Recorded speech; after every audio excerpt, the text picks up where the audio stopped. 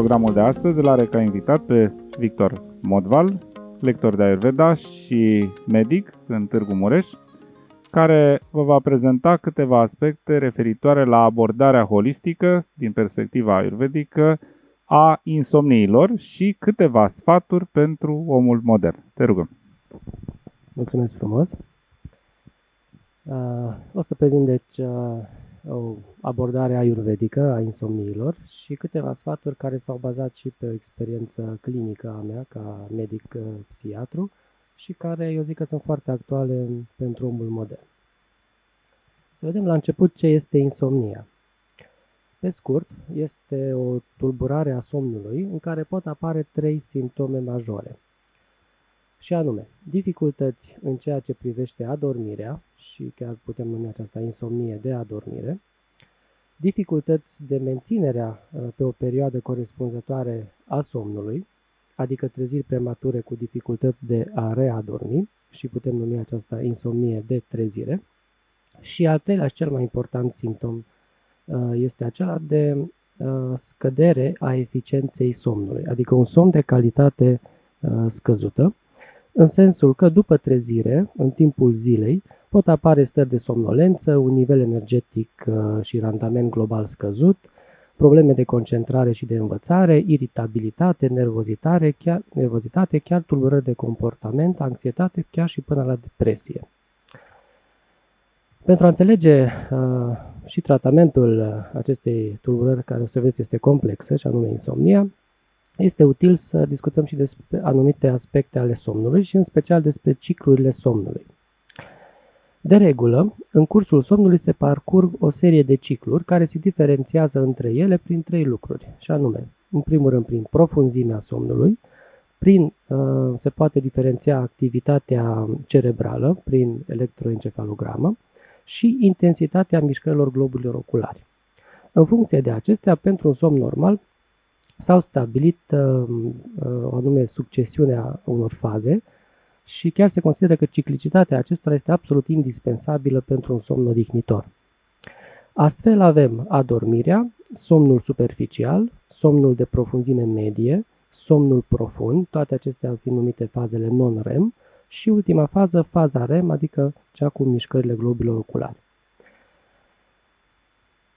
Din punct de vedere al sănătății somnului și al stării de odihnire, cele mai importante faze care trebuie respectate sunt fazele somnului profund și faza REM. Aceasta are importanță practică în terapie, deoarece o să vedeți, majoritatea medicamentelor de sinteză scad durata acestor faze și prin antiteză remediile naturale nu influențează sau îmbunătățesc aceste faze. Putem discuta și despre durata normală a somnului. Se recomandă în general între 7 și 9 ore, dar variațiile pot fi foarte mari. În pofida unor observații care spun, de exemplu, statistic vorbind, că atât reducerea acestui interval cât și creșterea acestui interval alocat somnului sunt corelate cu o rată crescută a mortalității, dar acestea, repet, sunt date doar statistice.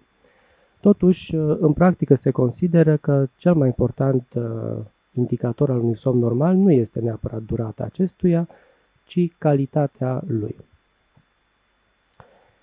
Insomniile, de asemenea, pot fi primare, sunt considerate insomnii în care nu se găsește cel puțin o cauză aparentă a acestor insomnii și sunt insomnii asociate cu alte afecțiuni, în special psihiatrice.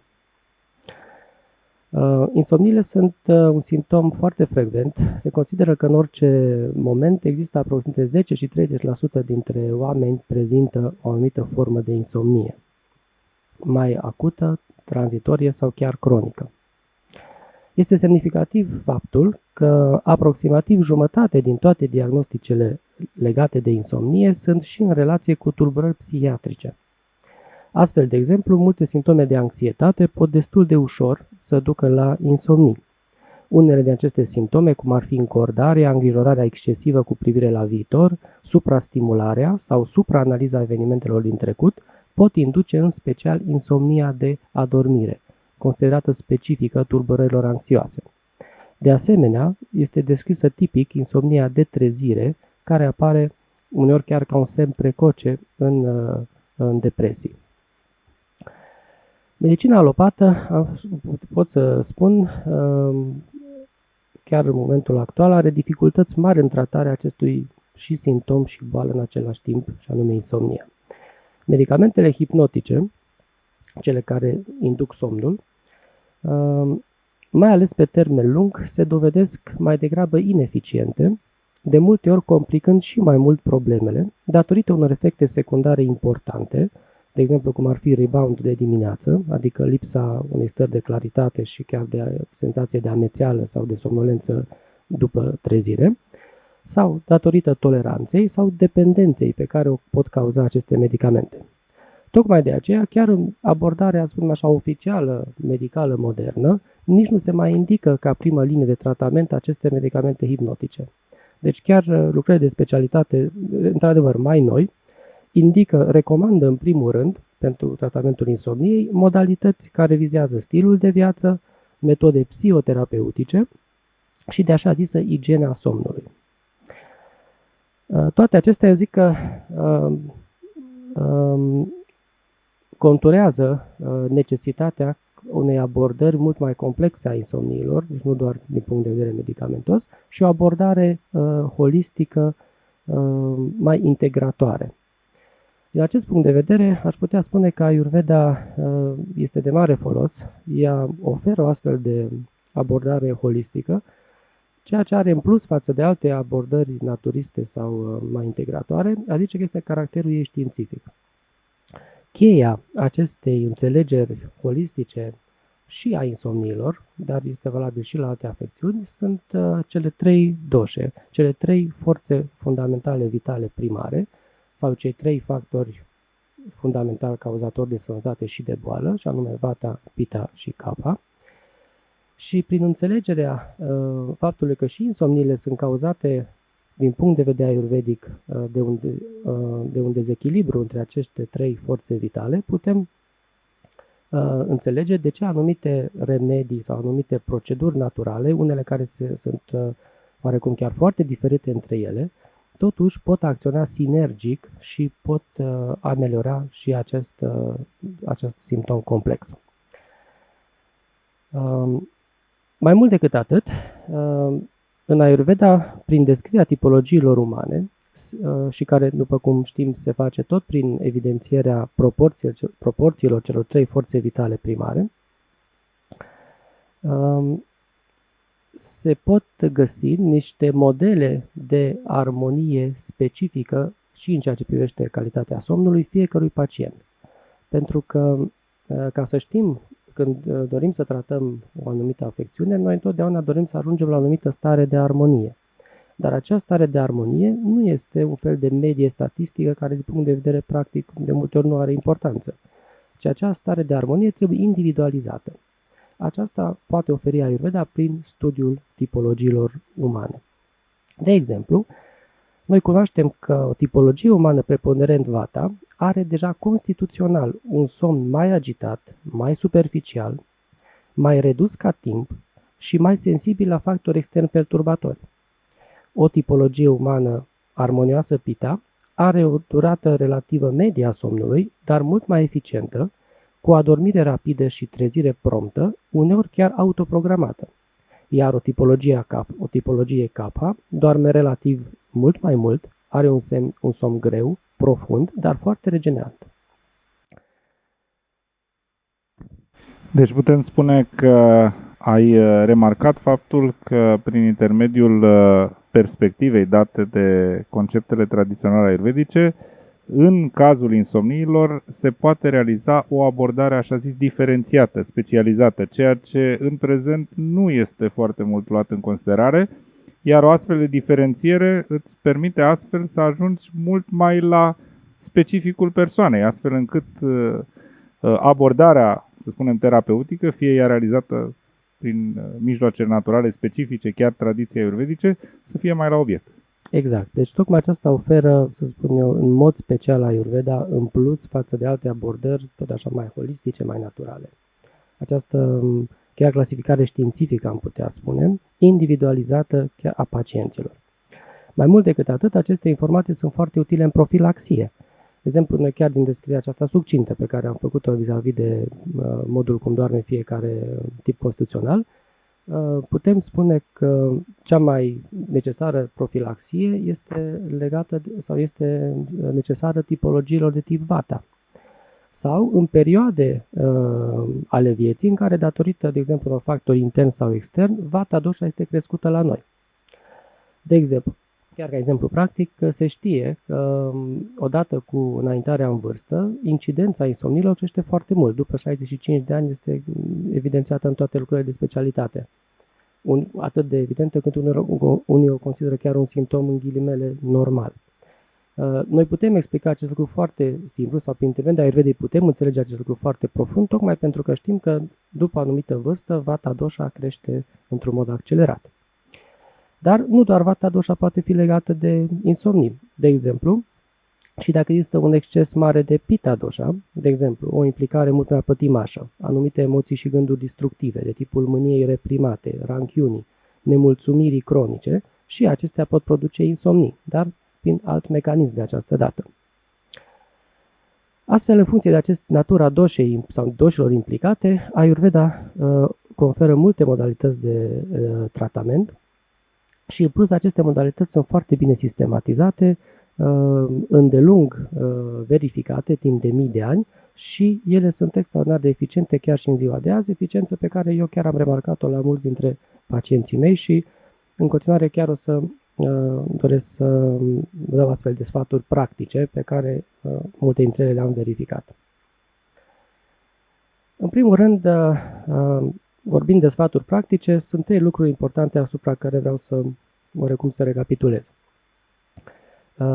Tratamentul insomniilor trebuie să fie un tratament, cum am spus, holistic și trebuie să vizeze echilibrarea acestor forțe vitale fundamentale, adică cele 3 doshe.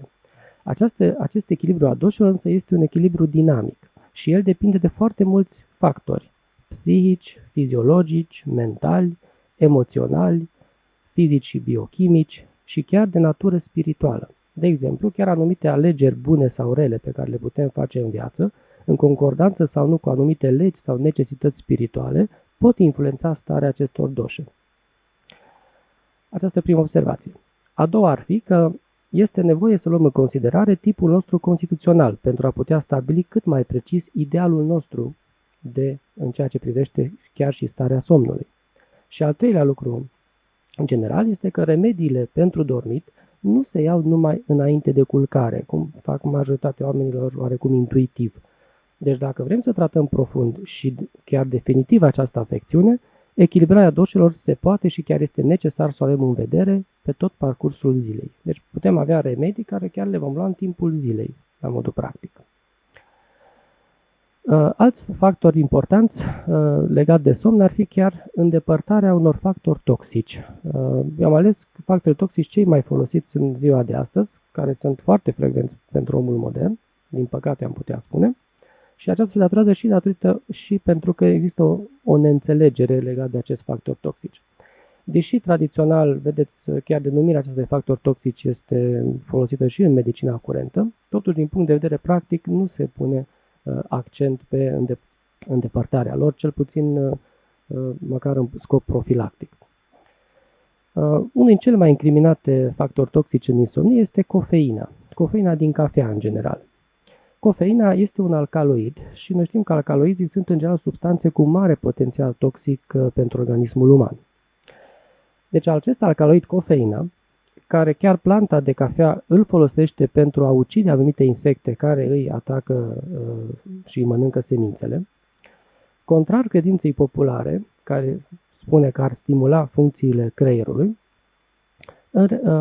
efectul ei real este chiar invers. De exemplu, studii moderne de imagistică, de imagini remene, chiar au demonstrat că după consumul unei simple cești de cafea, fluxul sanguin cerebral se reduce cu 50%. De asemenea, tot aceste studii de imagistică au demonstrat că cei care folosesc cronic cafeaua au leziuni cerebrale care se aseamănă sau chiar sunt identice cu cele care apar la cei care fumează foarte mult sau cei care consumă foarte mult alcool sau chiar la care apar la pacienți cu boala Parkinson. Practic, cafeaua stimulează foarte mult energia de moment prin intermediul unei reacții metabolice a organismului de tip luptă sau fugi. Cafeaua nu dă deci energie, ci consumă din energia organismului. Energia pe care o simte de fapt persoana care bea cafea se datorează unei supra-solicitări a organismului. Când această reacție luptă sau fugi este declanșată, se activează centrii creierului și sisteme hormonale care sunt implicate și în agresiune, în violență, în luarea de decizii iraționale și ilogice, gelozie, furie, frică și chiar paranoia. Cafeaua generează, deci, o funcțiune psihomentală, am putea spune, inferioară. Este activat, practic, creierul limbic, adică creierul visceral, paleocortexul, și acesta este conex cu impulsurile sexuale, reproducerea, apărarea teritoriului și siguranța personală. Dimpotrivă, centrii superiori, legați de învățare sau corelați cu inteligența superioară, sunt chiar inhibați. Noi am putea corela aceste informații, de exemplu, cu faptul că este cunoscut cafeaua ca fiind un aliment care amplifică tamas guna și rajas guna. Adică două gune care duc la disarmonii psihomentale. Ceea ce este și mai interesant, că o singură ceașcă de cafea s-a constatat că are acest mecanism de a activa sistemele hormonale, aceste agregare primare, aș putea spune, chiar și timp de 3 săptămâni. Deci o renunțare reală la consumul de cafea ar însemna să nu consumăm cel puțin 3 săptămâni, asta chiar din punct de vedere medical spus. Insomnia, într-adevăr, este un simptom foarte frecvent la care ajung cei care consumă cafea și, bineînțeles, și medicina indică să nu se consuma cafea înainte de culcare. Dar eu am observat la pacienții mei că cei care reduc sau care renunță complet la consumul de cafea, deci chiar și acesta de dimineață, și aceasta este corelat cu ceea ce v-am spus de acest efect remanent chiar de câteva săptămâni, în general au rezultate, adică nu doar în general, ci chiar evident au rezultate mult mai bune și se pot vindeca chiar și insomnii care au persistat timp de ani de zile. Acum, doar ca o scurtă paranteză, aș vrea să spun că cafeaua nu afectează doar sistemul nervos, deși îl poate afecta într-un mod foarte sever. Chiar s-au asociat consumului de cafea tulburări psihomentale foarte grave, cum ar fi anxietatea, insomnia, depresia, leziuni cerebrale, tulburări comportamentale, dar și sistemul cardiovascular, hipertensiune arterială, infarct miocardic, accident vascular cerebral și chiar și efecte pe aparatul gastric, chiar de tipul ulcerului, sunt foarte frecvente.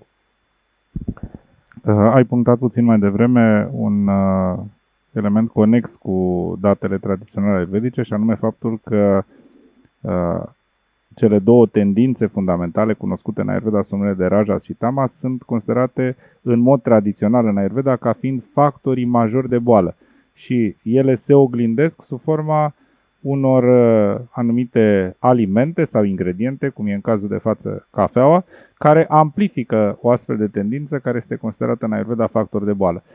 O astfel de observație care a pornit de la cunoașterea datelor tradiționale ayurvedice ți-a oferit astfel posibilitatea să dai mai departe sfaturi care să modifice obiceiurile nefaste ale unora dintre pacienții tăi? Da, bineînțeles, și chiar aceste două tendințe, Rajas și Tamas, în primul rând perturbă funcționarea minții și prin aceasta apoi declanșează alte efecte nefaste. Și, într-adevăr, doar ca un exemplu pot să vă dau, maceratele de obicei de plante medicinale acționează exact în sensul echilibrării psihomentale, amplificării tendinței de sattva. Și am observat, de exemplu, că pacienții care au fost deschiși pentru a consuma astfel de macerate din plante medicinale, uneori chiar fără să-și propună să renunțe la consumul de cafea, mi-au relatat ei singuri că nu le mai trebuia cafeaua. Deci exista o incompatibilitate practic. Și invers, cei care, mă rog, de anumite motive, nu sunt mulți, deci în practică chiar și eu am fost un pic mirat, m-am așteptat să fie mai mare reticență, deci majoritatea pacienților totuși au o anumită încredere în medic și ascultă de sfaturile lui și chiar dacă e un obicei foarte înrădăcinat acesta consumul cu cafea, foarte mulți, vă spun mai mult de 3 sferturi, urmează acest îndemn al meu și cel puțin încearcă și majoritatea chiar reușesc să elimine chiar consumul de cafea, iar cei care totuși nu, din anumite considerente, sunt mult mai puțin deschiși și către alte terapii care amplifică satul acum, cum ar fi chiar folosirea plantelor medicinale, de exemplu. Poți să dai un exemplu pentru cei care ne ascultă acum ca un element de debut de macerat de plantă care a fost folosit cu succes de unul dintre pacienții tăi? Da, eu foarte frecvent le dau chiar mai multe, adică le indic mai multe macerate. Unul ca tratament cronic pentru insomnie, eu indic un macerat de lavandă cu sunătoare, de obicei în părți egale, o doză de o linguriță la o cană, dar de preferință ar fi chiar 4-6 căni pe zi, un litru jumate de macerat. Și pe lângă acest tratament de bază, să spunem așa, de fundal, pe care îl va lua începând de dimineață, de obicei le indic o infuzie de data asta de sulfin înainte de culcare. Eu am observat rezultate foarte bune cu această combinație, bineînțeles, e o prezentare a mai multe plante care sunt utile, dar această combinație la mine a funcționat foarte bine. Pe lângă asta mai indic de obicei și o tinctură cu efect, o să vedem, de exemplu, chiar tinctura de valeriană, tot asta chiar înainte de culcare, și în unele cazuri chiar și anumite pulveri de plante medicinale. Cu cât pacienții sunt deschiși la mai multe astfel de terapii sinergice, cu atât efectul se poate vedea foarte clar că este mai eficient și mai rapid. Revenind acum un pic la cofeină, vreau doar să mai subliniez că cofeina nu se găsește doar în cafea. Chiar am observat uneori, chiar parcă este chiar și mai periculos, cofeina din produsele tip cola, Pepsi Cola, Coca-Cola. Ele chiar, așa, cantitativ conțin mult mai multă cofeină, deci sunt mai concentrate și la fel și unele energizante moderne, care sunt și ele la modă din păcate, de asemenea conțin foarte multă cofeină. Și chiar și ceaiul negru, mai ales în doze mari, mai ales la tipologiile predispuse la insomnie, tipologiile Vata și parțial Pitta, de asemenea ar fi indicat să nu se consume dacă cineva se confruntă cu insomnie. Acum, din punct de vedere practic, nu știu dacă merită să... O sinteză cu privire la sfaturile pe care le-ai recomandat, privind din perspectiva aspectelor tradiționale ayurvedice. Vreau să spun, aceste produse dau și dependență, de aceea uneori este dificil întreruperea lui și chiar ayurvedic vorbind, noi știm că orice întrerupere bruscă a stilului de viață dezechilibrează și mai mult vata dosha, deci chiar avea un impact negativ asupra insomniilor. Dar tot Ayurveda ne oferă și soluția și spune că aceste obiceiuri negative trebuie reduse cu așa numita regula sfertului. În punct de vedere practic, eu le indic să renunțe la un sfert din cantitatea de cafea consumată la o săptămână sau două. Îi las de obicei pe pacient să-și aleagă ei intervalul, ritmul în care doresc. Și de asemenea, pentru că pe lângă dependența fizică care e demonstrată, cafeaua și aceste obiceiuri dau și o dependență psihologică, le recomand înlocuitori de cafea, dar sănătoși, deci doar numele de cafea. Acum așa zis cafeaua de cicoare sau cafeaua Inca sau cafeaua de cereale, cafeaua Oșava sau chiar mai nou este cafeaua de orz. Sunt înlocuitori foarte naturali, nu conțin cofeină, nu au cofeină, au efecte de stimulare de data asta armonioasă, benefică a sistemului nervos și conferă și acea trecere, să spunem așa, nu produce sevrajul dependenței psihologice, adică practic rămâne acel mic ritual de relaxare, asta ar fi practic singura parte bună a consumului de cafea, dar de data asta în ghilimele spus ritual, spun așa, sănătos. Deci practic le indic să consume doar 3 sferturi din cafea obișnuită și un sfert să adauge unul din înlocuitori care îl doresc dânsii. După o săptămână, două, se trece la jumate-jumate, apoi un sfert de cafea și 3 sferturi de înlocuitor și după aceea ajung mulți dintre ei să rămână cu un obicei sănătos de a consuma, de exemplu, o cafea de cicoare dimineața. Deci pot spune că regula sfertului din Ayurveda este și o metodă educativ-comportamentală. Da, și cu foarte bune rezultate. Adică nu au fost rezultate în sensul de sevraj, că există sevrajul la cofeină, nu apare în această modalitate și chiar după aceea mulți pacienți chiar nici nu mai doresc să se reîntoarcă la consumul de cafea. Un alt toxic frecvent asociat cu insomnia, poate mai puțin bănuit de mulți dintre ascultători, este alcoolul. El chiar este utilizat adesea ca o formă de autotratament pentru insomnie în scopul inducerii somnului. Utilizarea însă alcoolului pentru inducerea somnului poate fi chiar o cauză a insomniei. Utilizarea pe termen lung a alcoolului este chiar asociată cu diminuarea stadiilor 3 și 4 de somn non-REM și chiar cu suprimarea somnului REM, adică exact fazele care v-am spus la început că sunt cele mai odihnitoare și profunde. S-a găsit și, să spunem așa, explicația biochimică a mecanismului prin care alcoolul produce aceste insomnii, și anume alcoolul inhibă glutamina, care este un stimulator puternic al sistemului nervos. Iar când se întrerupe consumul de alcool, apare așa zis de recul de glutamină, adică organismul produce glutamină în exces oarecum ca să compenseze perioada cât a fost inhibat. Ei, acel recul de glutamină este de obicei foarte neplăcut de simțit de cei care consumă alcool, exact sub forma insomniilor. Și chiar și sevrajul la etanol, unul din simptomele cele mai importante sunt insomnii foarte grele, care merg chiar cu vise foarte urâte, cu coșmarul în general. Deci un alt aliment, nu ar să fie aliment, dar pentru unii, din păcate, chiar a ajuns să fie un aliment care trebuie oprit sau cel puțin redus drastic în cazul insomniilor este alcoolul. Și un alt toxic sau alte toxice foarte frecvente sunt chiar medicamentele benzodiazepinice. Aceasta este clasa cea mai folosită, prescrisă cel puțin mai de mult în tratarea insomniilor. Pentru cei care ascultă, poate și pentru că sunt mulți care folosesc astfel de medicamente și amintesc pe scurt, este vorba de alprazolam sau despre Xanax, lorazepam sau Anxiar, diazepam sau Rivotril. Sunt medicamente destul de frecvente folosite de pacienții care vin la clinica de psihiatrie. Ele sunt, paradoxal, sunt folosite în mod obișnuit tocmai pentru a trata insomniile pe termen scurt, dar s-a demonstrat chiar științific că înrăutățesc somnul pe termen lung. Deci ele însă le pot fi o cauză a insomniei. Benzodiazepinele îi pot face pe oameni să doarmă, dar perturbă arhitectura somnului, adică diminuează timpul de somn și în timp o să fie nevoie de doze din ce în ce mai mari pentru a menține un anumit timp somnul, întârzie începutul fazei REM, adică o fază esențială, și diminuează somnul cu unde lente, adică acea fază profundă care dă o stare de confort. Pe lângă acestea, medicamentele hipnotice benzodiazepine, dar și cele non-benzodiazepinice, sunt medicamente mai noi, oarecum cu mai puține efecte adverse, dar totuși și ele au următoarele efecte adverse. Oboseală în timpul zilei, deteriorări cognitive, accidente de autovehicule și chiar căderi cu fracturări frecvente. Ceea ce e și mai interesant, că cei mai afectați de aceste efecte adverse sunt chiar vârstnicii, adică exact cei care ar trebui să beneficieze cel mai mult de pe urma lor.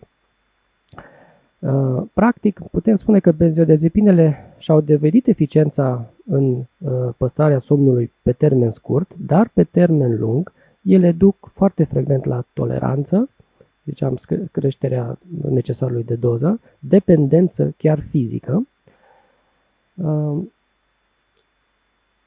și sindromul de abstinenței la benzodiazepine, adică practic pacientul nu mai poate renunța la ele după o anumită perioadă dacă a folosit mai mult timp. Și pe termen lung înrăutățesc calitatea somnului. Practic am putea spune că și benzodiazepinele, ca și alcoolul, induc o stare de inconștiență, dar de fapt înrăutățesc somnul, întrucât ele dezvoltă somnul ușor, în timp ce diminuează timpul petrecut în somn adânc, adică cel care este, de fapt, cel mai odihnitor. Pot spune că exemplele pe care le-ai dat vin în completarea unor informații tradiționale din Ayurveda care afirmă că atunci când organismul uman ajunge să fie intoxicat din anumite surse peste o anumită limită, o astfel de dispoziție nefastă ajunge să influențeze la rândul ei în mod nefast funcțiile vitale, printre care și somnul. Exact. Și foarte multe boli, printre care și insomnia, este chiar, de fapt, sunt niște intoxicări.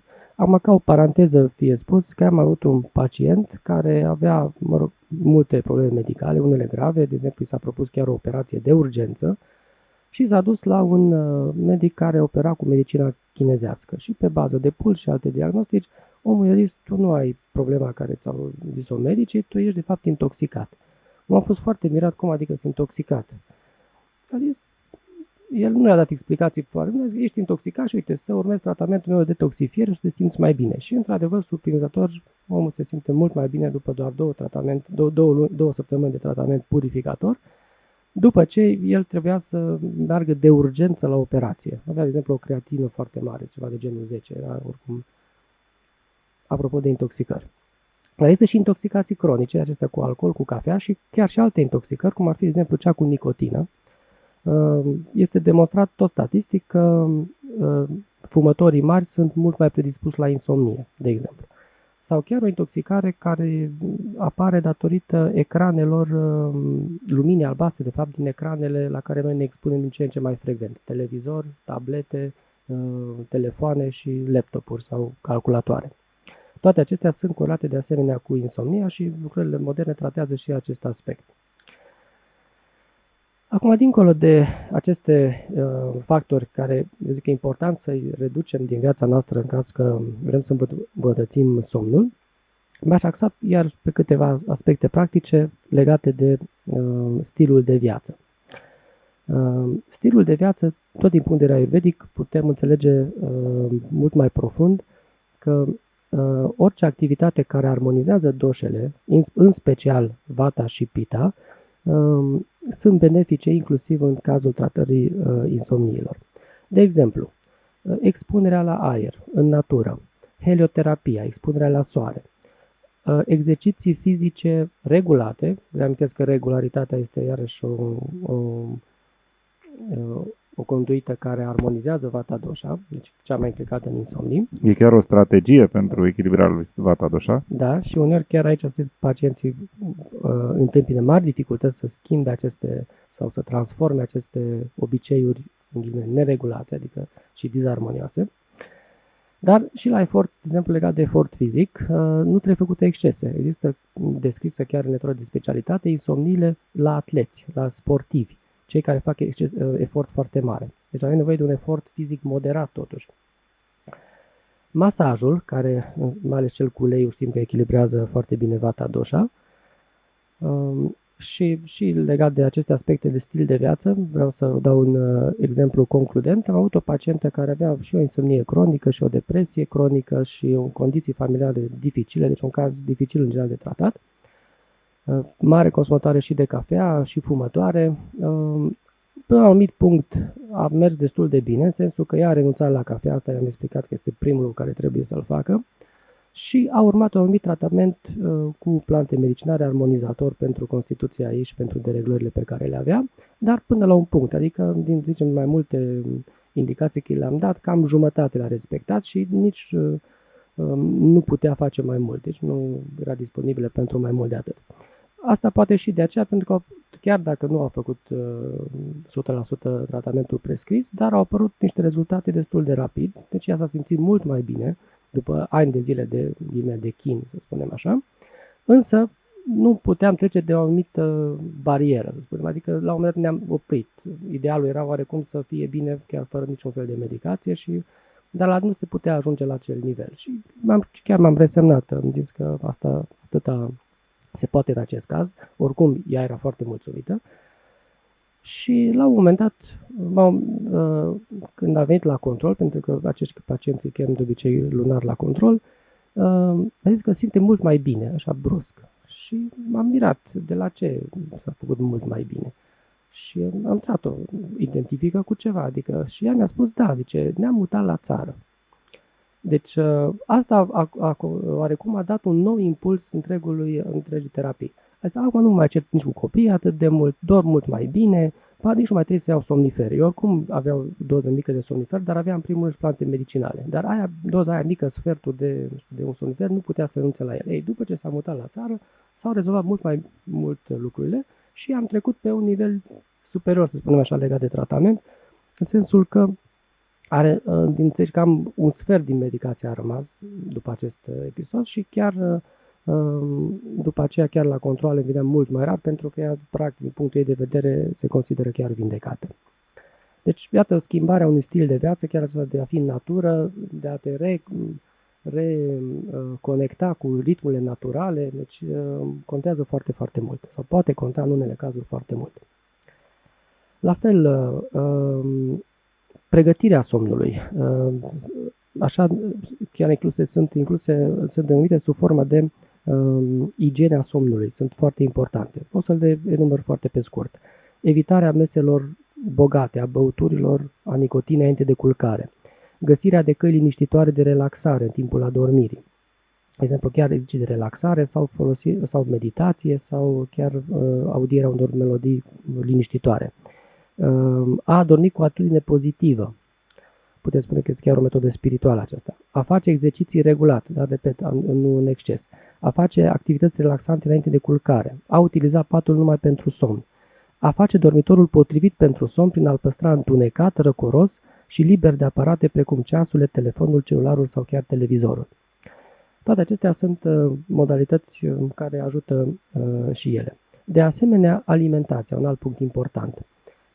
Multe minerale și vitamine naturale s-a demonstrat efectul lor benefic în tulburările de somn. Aș aminti între minerale, în primul rând, argintul, aluminiu, bor, calciu, potasiu, litiu, magneziu și secundar brom, cobalt, cupru, germaniu, mangan, fosfor și zinc. Dintre vitamine, cele mai folosite și utile ar fi B1 și B6, în primul rând vitaminele B, care sunt, de exemplu, că sunt foarte bogate cereale integrale în aceste vitamine, chiar grâul, și apoi secundar B7, B15, vitamina A, D sau M.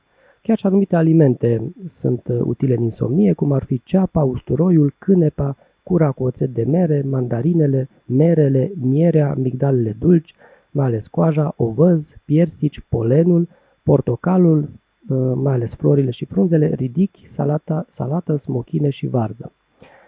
În practică, eu folosesc aceste suplimente, de exemplu, suplimentele apicole, polenul îl indic de obicei aproape la toți pacienții, chiar în doze destul de mari, la început mai mici, dar treptat tot așa se pot la doze mai mari, mierea, merele de asemenea și chiar există o rețetă, nu poate foarte unii o cunoaște sau există și pe internet, se numește dejun colat, o rețetă care conține cereale integrale, nuci, miere, mere și anumite fructe uscate. Este ea și ea foarte utilă.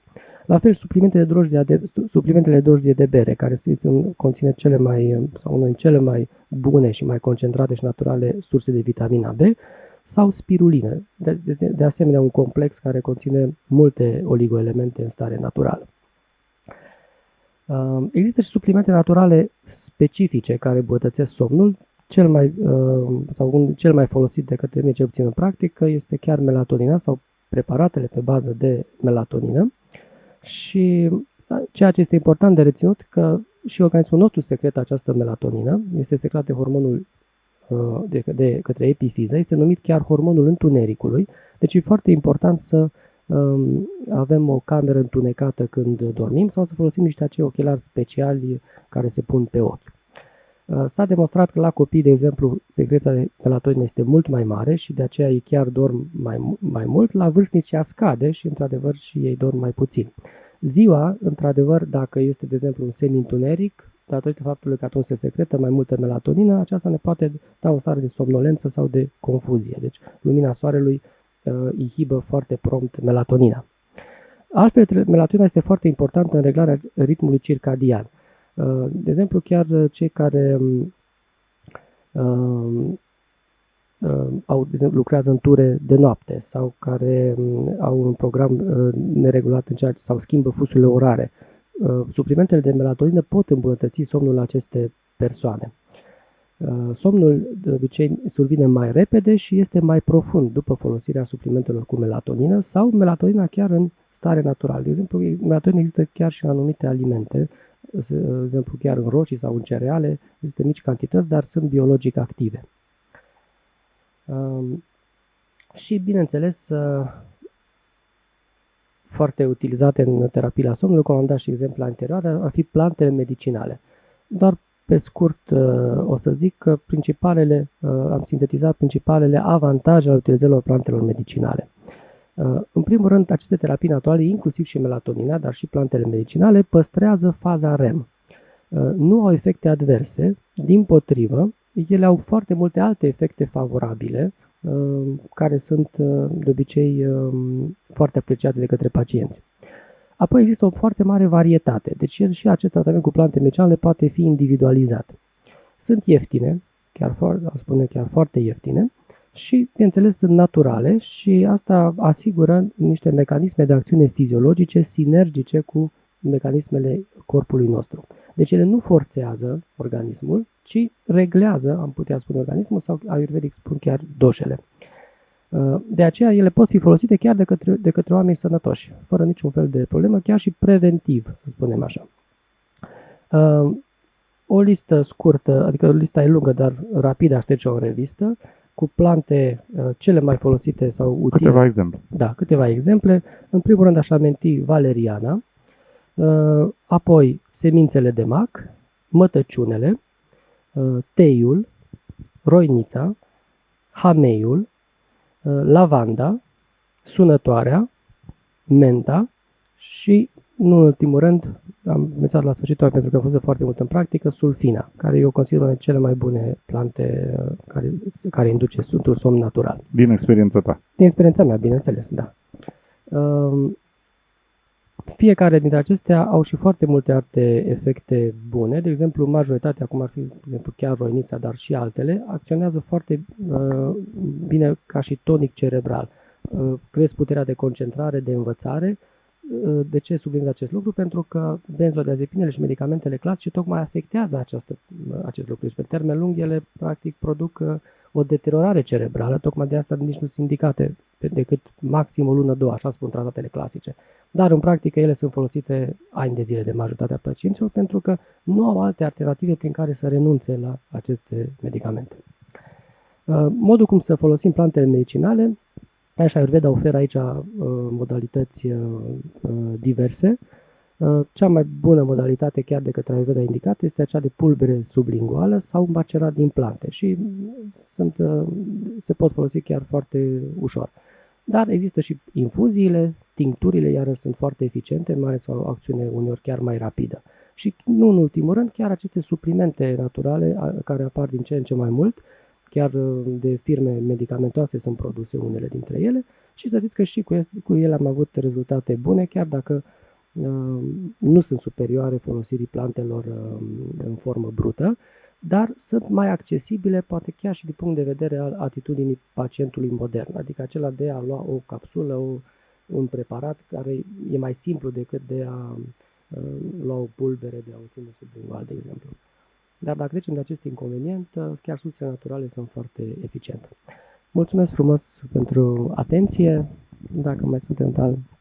Și noi îți mulțumim și ne bucurăm că ai reușit să faci o astfel de sinteză. Sperăm ca această sinteză să fie utilă pentru cei care doresc să-și îmbunătățească calitatea somnului și sperăm că la o ediție viitoare să poți să vii și cu alte completări. Mulțumim! Mulțumesc încă o dată!